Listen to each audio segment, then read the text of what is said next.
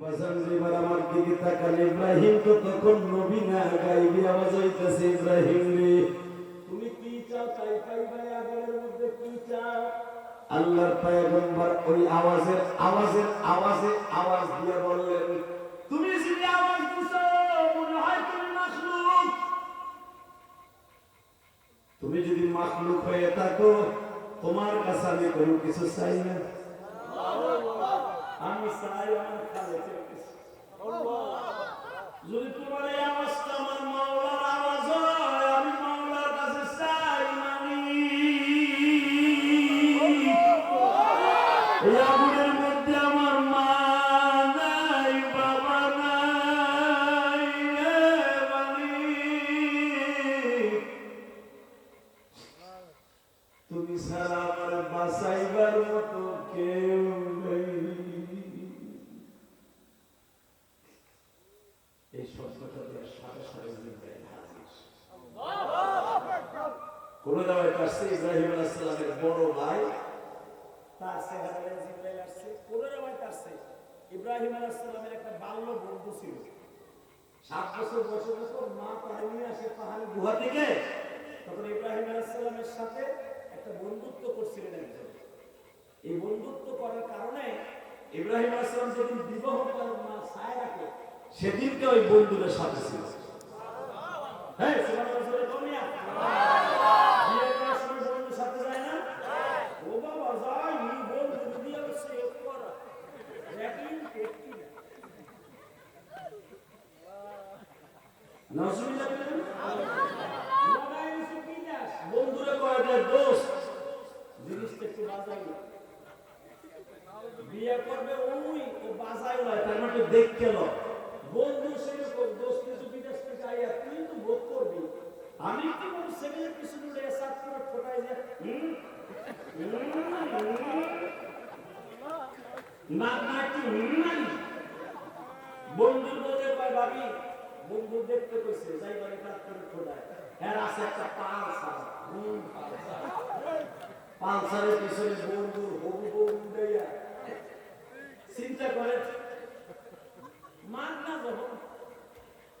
আর এখন মহিলারা বসে কেন আগে একটা মাছ আছে ঠ্যাং রাখতে দিতে, এখন বাটপার বলে রাখে সেরাইয়া বিরাট সেরাইয়া কথা বল না কেন ঠ্যাং দুইটা দুই দিক দেন, ঠ্যাং দুইটা করবেন মোবাইল আমাকে আসিতানে আর একটা সাইড করে বের করে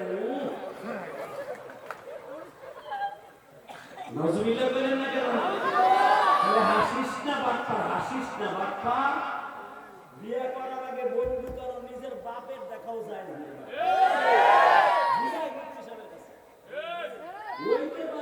বাপের পছন্দ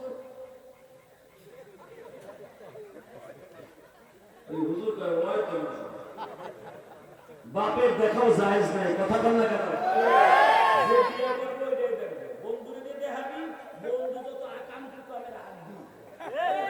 ইব্রাহিম আলাইহিস সালামের একজন বন্ধু ছিল, ওই বন্ধুর সুরাতে জিবরাইল আলাইহিস সালাম আয়েশা কে আসসালামু আলাইকুম দোস্ত কেমন আছো? ওয়ালাইকুম আসসালাম দোস্ত তুই আমি করতে রে কয় দোস্ত তোর খবর কাছে বেরাইছে, আমি তো সাথে সাথে আইছি কত করে নেদে মেসেজ অবস্থা এই আওয়াজ বোঝা যায় না?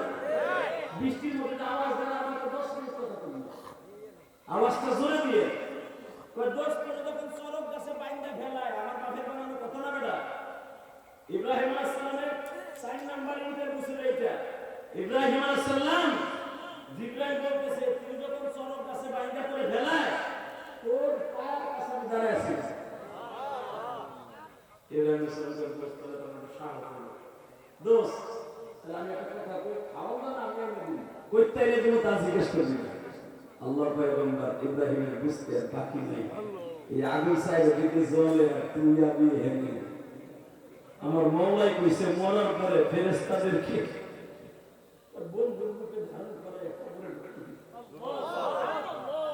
যেই বন্ধুর সাথে দাওয়া করছেন, যেই বন্ধু আপনার কাছে ছিল, হাদিসে আসছে জিবরাইল মুনকার নেকি ওই বন্ধুর সুরাতে আপনার কবরে ঢুকে দেখতে করে দোস্ত তুই আমার কবরে নিকট সময় কে তুই কি আগে কইবি যাবি, কেউ গেলি না, দুইজন নাম সিনি কবরে, হে দুইজন আইলি না, তুই আইলি কই থেকে? দোস্ত আল মারউ মা মান হাব্বা, যার সাথে যার মুহাব্বত তার সাথে তার কিয়ামত। আল মারউ মা মান হাব্বা। দোস্ত কুনু মা আস-সাদিকিন। দোস্ত তুই ইমাম সাহেবের সাথে আমার সম্পর্ক ছিল, আমি ইমাম সাহেব তুই আমারে ভালোবাসতি দোস্ত, দুনিয়া তোর সাথে আমার বন্ধুত্ব, একসাথে কলেজে পড়ছি কিন্তু তাহাজ্জুদ ছাড়ি নাই, একসাথে কলেজে পড়ছি সরমনের গাছ তো ছাড়ি নাই, মাসুল ইসলামে গেছি দোস্ত, জীবনে মহিলা দিক তাকাই নাই, তুই আর আমি একসাথে মোটরসাইকেলে চলাফেরা করে স্কুলে গেছি।